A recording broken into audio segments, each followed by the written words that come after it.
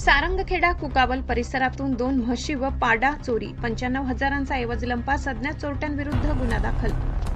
शेतातील पत्र्याच्या शेडमधून 2 म्हशी व 1 पाडा चोरीला गेल्याची घटना कुकावल तालुका शहादा येथे घडली असून या प्रकरणी सारंगखेडा पोलीस ठाण्यात अज्ञात चोरट्यांविरुद्ध भारतीय न्यायसंहिता BNS 2023 चे कलम 303 अन्वये चोरीचा गुन्हा दाखल करण्यात आला आहे.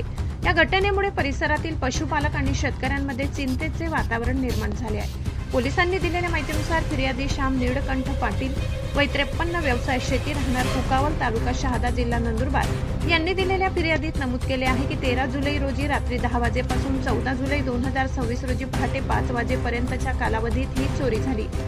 कुकावल गावातील बसस्थानकापासून सुमारे 500 मीटर अंतरावर शहादा कुकावल मुख्य रस्त्याला जात त्यांच्या शेतात उभारलेल्या पत्र्याच्या शेडमध्ये जनावरे बांधलेली होती. अज्ञात चोरट्यांनी रात्रीच्या अंधाराचा फायदा घेत शेडमधून जनावरे चोरून नेली.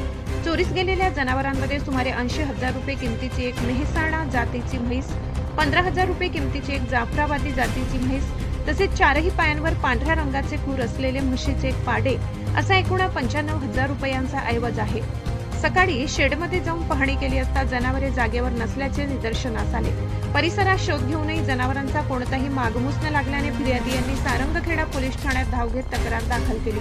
फिर्यादीच्या तक्रारीवरून अज्ञात चोरट्याविरुद्ध गुन्हा क्रमांक 189/2026 दाखल करण्यात आलाय.